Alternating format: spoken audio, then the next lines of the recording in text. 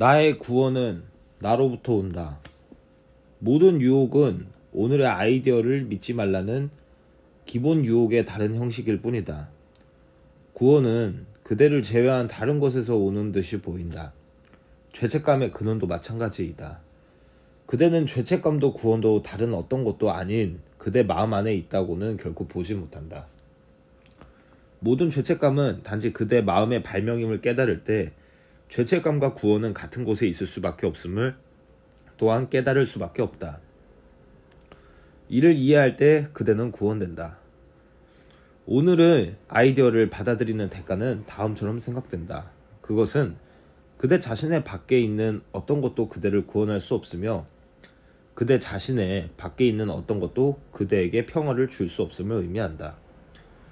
그러나 그것은 동시에 그대 자신의 밖에 있는 어떤 것도 어떠한 방법으로든 그대를 해치거나 그대의 평화를 깨트리거나 그대의 속을 뒤집을 수 없음을 의미한다.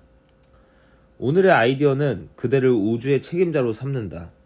그곳은 그대의 정체 때문에 그대가 속한 곳이다. 이것은 부분적으로 받아들일 수 있는 역할이 아니며 그것을 받아들이는 것이 구원임을 확실히 보기 시작해야 한다. 그러나 그대에게는 죄책감이 자신의 마음 안에 있음을 인지하는 것이 왜 구원 또한 거기에 같이 있음을 깨닫는 것인지가 명확하지 않을지 모른다. 신께서는 도움을 줄 수 없는 곳에 빙의 치료를 놓아두지 않으셨을 것이다. 그것은 그대 마음이 일해온 방식이지만 성부의 참 마음은 그렇지가 않다. 성부께서는 그대가 치유되기를 원하시며 따라서 치유의 필요가 있는 곳에 치유의 참 근원을 계속 보관해 오셨다. 그대는 그 정반대로 하려 했다. 그대는 치유와 그것이 고치려 의도한 병을 분리함으로써 계속 병을 유지하기 위해 아무리 왜곡되고 엄청나더라도 모든 노력을 기울였다. 그대의 목적은 어떻게든 치유가 일어나지 않도록 하는 것이었고 신의 목적은 치유가 반드시 일어나도록 하는 것이었다. 오늘 우리는 이 면에서 신의 참뜻과 우리의 뜻은 실제로 동일함을 깨닫도록 연습한다. 신께서는 우리가 치유되기를 원하시며 우리는 정말이지 아프기를 원치 않으니 그러면 우리가 불행해지기 때문이다. 그러므로 오늘의 아이디어를 받아들임으로써 우리는 신과 일치를 이룬다. 성부께서는 우리가 아프기를 원하시 않으신다. 우리도 그러하다. 성부께서는 우리가 치유되기를 원하신다. 우리 또한 그러하다. 우리는 오늘 각각 10분에서 15분 정도 지속될 2번의 긴 연습을 할 준비가 되어 있다.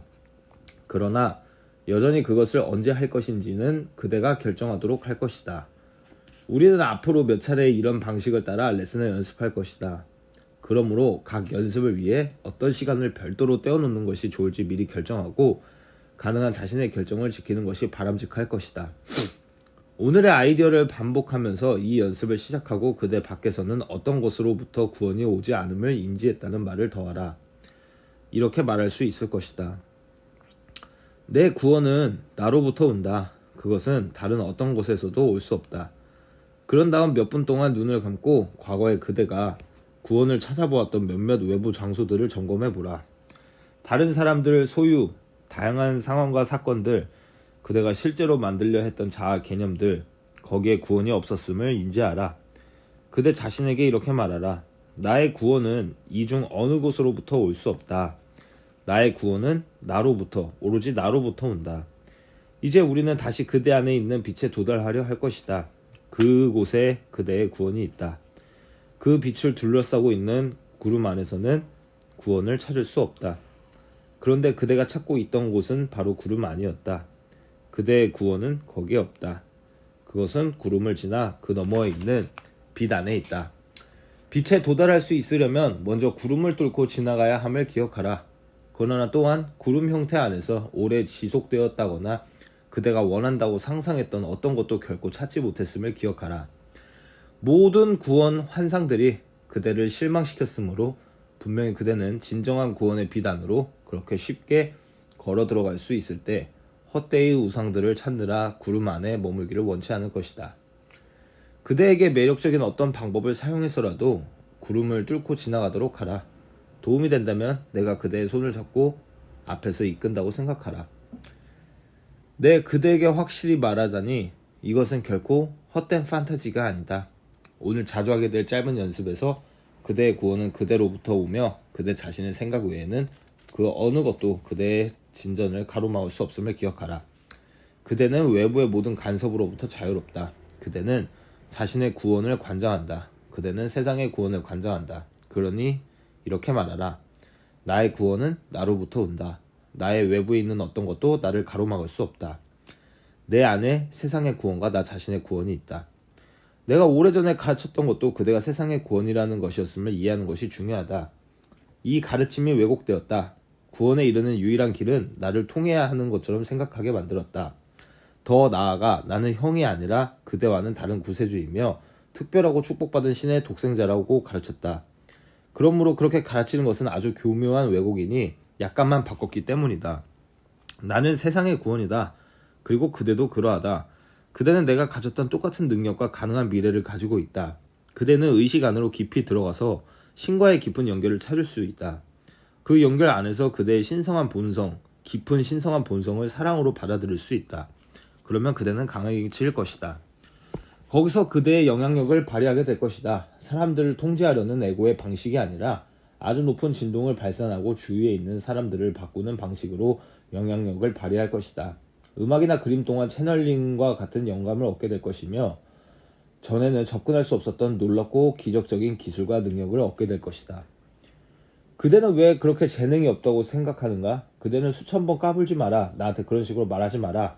아이들은 돌봐야 할 대상일 뿐 그들의 말을 들을 필요는 없다 등의 말을 들었다.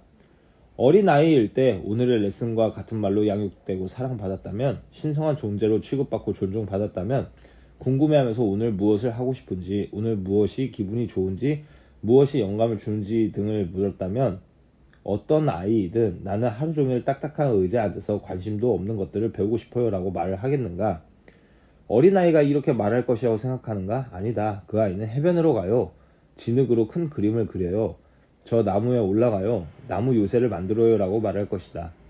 그대가 배우고 자라나는 방법인 세상을 상상해보라. 나무 요새를 만듦으로써 엄청나게 많이 배울 수 있을 것이다. 아이들이 있거나 아이들을 가까이 있는 자들은, 이모나 삼촌이나 할아버지 할머니들은 아이들이 기뻐하는 것을 하도록 격려하라. 아이들이 자기를 표현하도록 격려하라. 이런 과정을 겪지 않은 부모가 그렇게 하지 못한다면 가끔 그대가 아이를 데리고 산책에 나가라. 그대가 아니면 아이가 보지 못할 것을 보여주어라. 부모를 비난하지 말지니 그대의 사회에서는 모두가 재정적인 두려움을 갖고 아주 열심히 일하도록 세뇌되었기 때문이다. 기적 수업을 공부하는 학생은 이곳의 갑옷에 구멍이 생기는 것을 본다. 그대의 지혜를 활용하길 바란다. 사회의 훈련을 통하여 때때로 다른 사람들에게 거칠고 제한된 행동을 한 자신을 용서하라. 이러한 행동, 제한하는 믿음, 증오하는 아이디어와 말은 참된 그대가 아니니 그대 자신을 용서하라. 그대는 이 가르침을 통하여 참된 그대를 발견하고 있다. 우리는 세상의 구원이다.